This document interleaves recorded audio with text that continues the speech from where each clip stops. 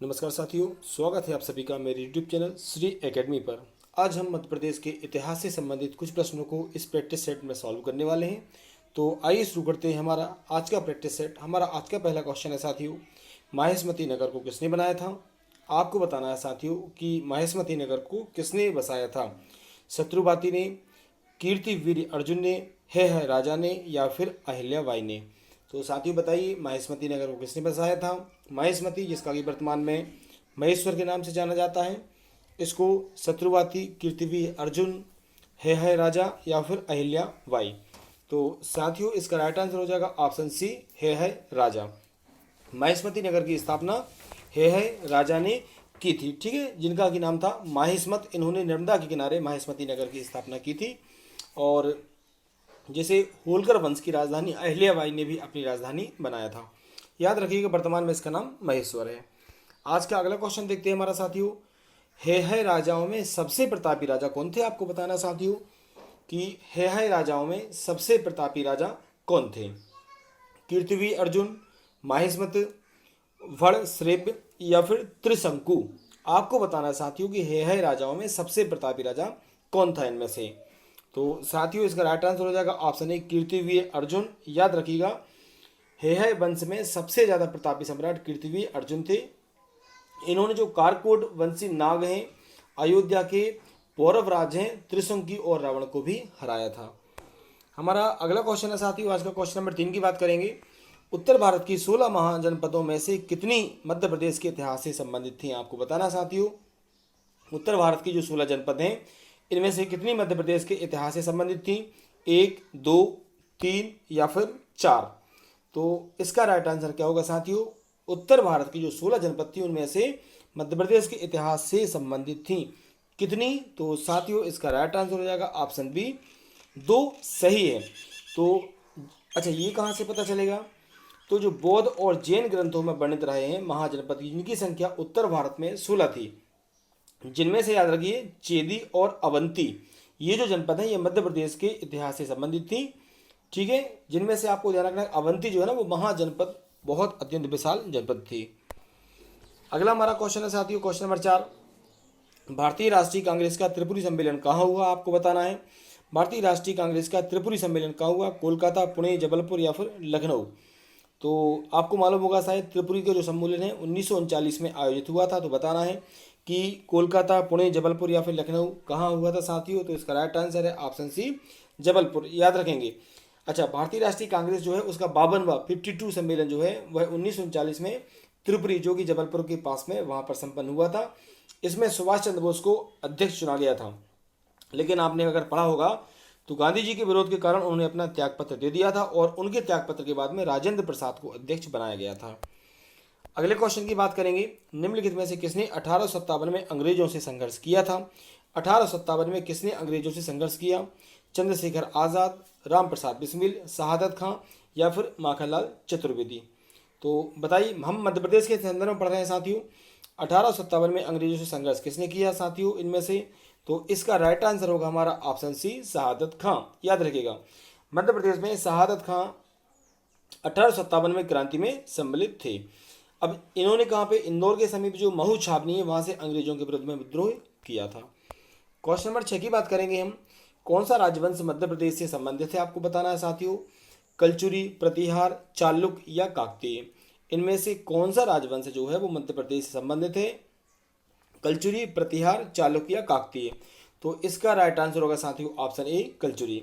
याद रखना, मध्य प्रदेश में जो कलचुरी राजवंश इन्होंने शासन किया था, इनमें माहिष्मती के कलचुरी एवं त्रिपुरी के कलचुरी वंश का उल्लेख मिलता है।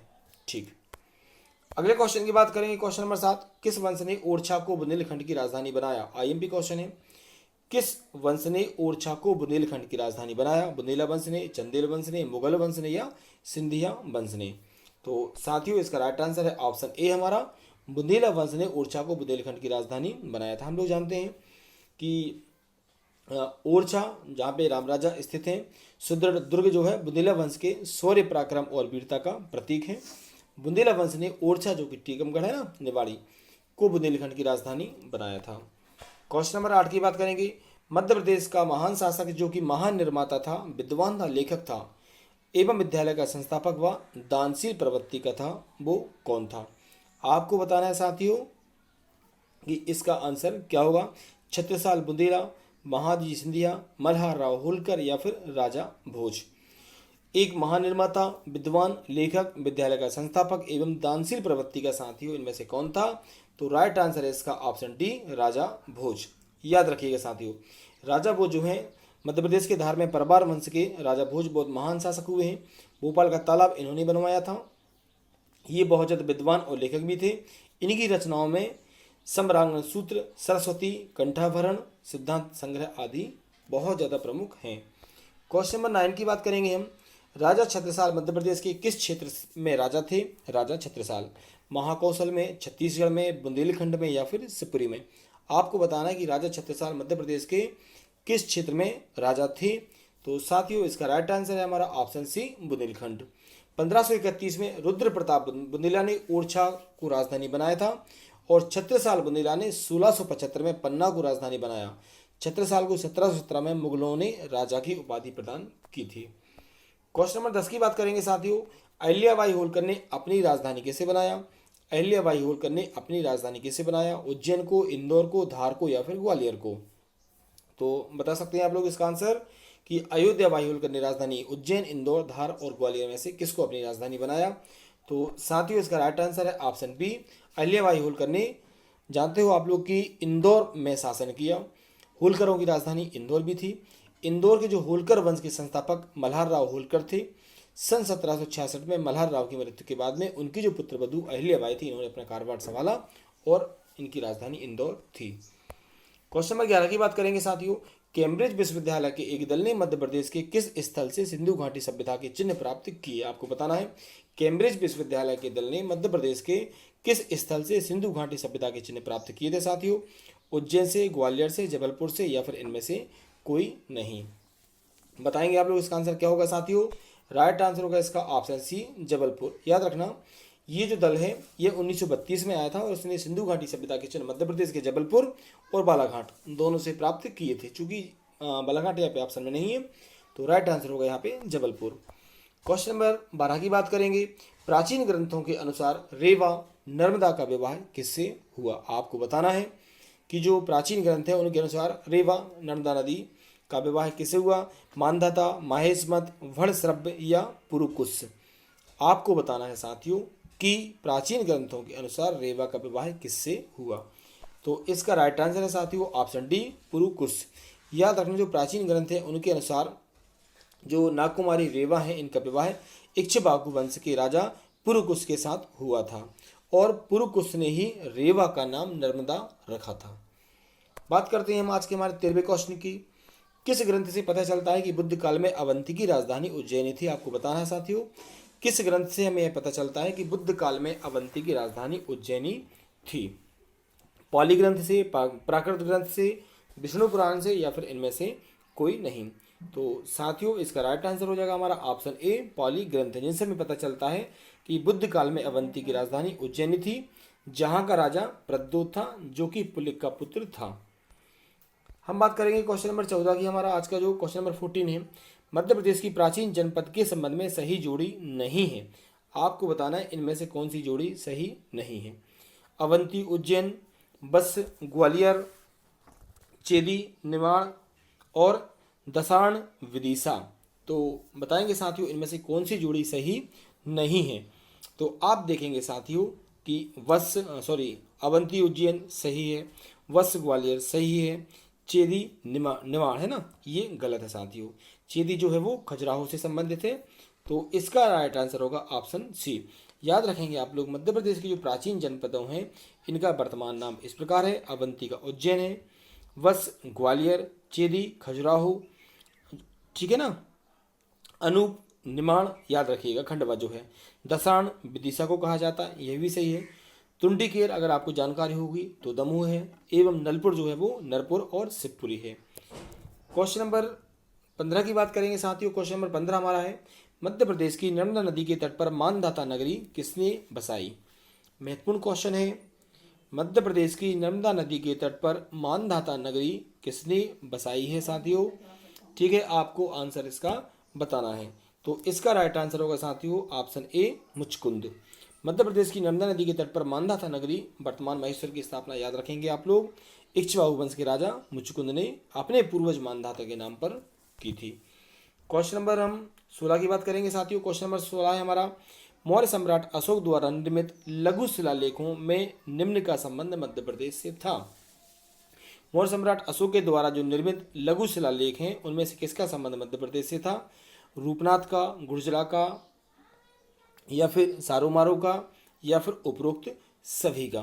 तो इसका राइट आंसर होगा साथियों ऑप्शन डी उपरोक्त सभी। याद रखेंगे आप, मौर्य सम्राट अशोक था, इन्होंने लघु शिलालेखों में मध्य प्रदेश में रूपनाथ जो कि जबलपुर के सिहोरा के पास स्थित है, गुर्जरा जो कि दतिया में स्थित है, और सारामारो जो कि शहडोल जिले में स्थित है, इनको शामिल किया था।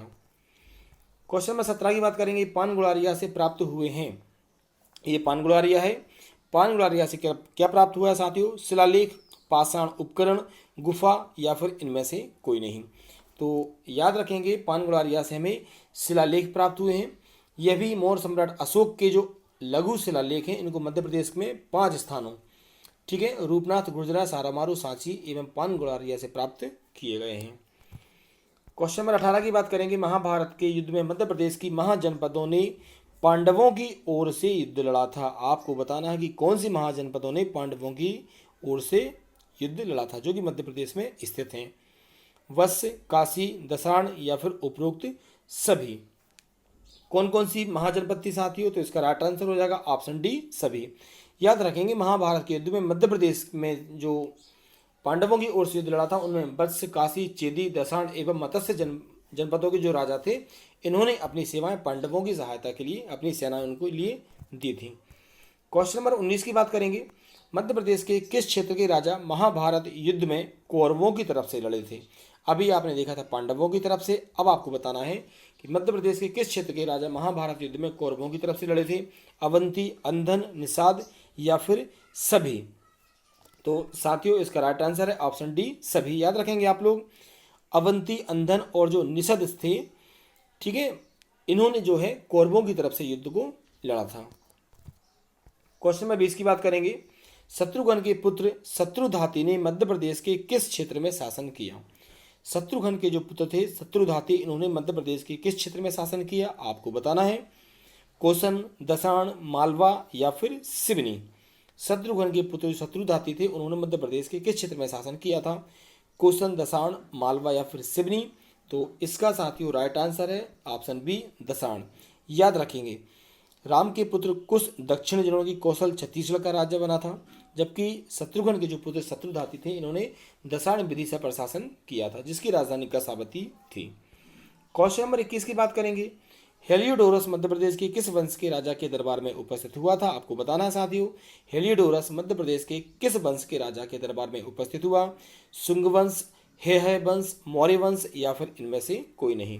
तो साथियों इसका राइट आंसर है ऑप्शन ए शुंग वंश। याद रखेंगे, एंटियाल जो कीट्स था उनका राजदूत हेलियोडोरस शुंग वंश के राजा भागभद्र के 14वें वर्ष में उनके विदिशा दरबार में आया था। और आपको जानकारी होगी हेलियोडोरस ने ही विदिशा में ही गरुड़ स्तंभ की स्थापना की थी। क्वेश्चन नंबर 22 की बात करेंगे, निम्न में से किस वस्तु द्वारा सातवाहनों के मध्य प्रदेश के शासन संचालन का पता चलता है? हमें बताना है कि किस वस्तु के द्वारा सातवाहनों के मध्य प्रदेश में शासन संचालन का हमें पता चलता है। तांबे के सिक्के से, शिलालेख से, स्तूप से, या फिर इनमें से कोई नहीं। तो साथियों याद रखिए राइट आंसर इसका तांबे के सिक्के, ठीक है, राइट आंसर है ऑप्शन ए तांबे के सिक्के। इन तांबे के सिक्कों से हमें मध्य प्रदेश में सातवाहन वंश के शासन का पता चलता है। क्वेश्चन नंबर 23 की बात करेंगे, किस शक शासक के सिक्के मध्य प्रदेश के मालवा क्षेत्र से प्राप्त हुए हैं? आपको बताना साथियों, कौन से शक शासक के सिक्के मध्य प्रदेश के मालवा क्षेत्र से प्राप्त हुए हैं? नहापन, भूमक, पलुमावी, या फिर श्रीसात। तो साथियों इसका राइट आंसर है ऑप्शन बी भूमक। याद रखेंगे, शक वंश के प्रथम शासक भूमक के सिक्के जो है मध्य प्रदेश के मालवा क्षेत्र से प्राप्त हुए हैं, जिससे हमें यह जानकारी मिलती है कि उन्होंने इस क्षेत्र में शासन किया। क्वेश्चन नंबर 24 की बात करेंगे, नासिक गुहालेख से मध्य प्रदेश के किन क्षेत्रों का उल्लेख देखने को मिलता है? नासिक गुहालेख से मध्य प्रदेश के किन क्षेत्रों का उल्लेख हमें जो है देखने को मिलता है? अनूप, आकर, अवंती या फिर उपरोक्त सभी। ठीक है, नासिक गुहा लेख से मध्य प्रदेश के किन क्षेत्रों का उल्लेख देखने को मिलता है साथियों? इसका राइट आंसर है ऑप्शन डी, उपरोक्त सभी।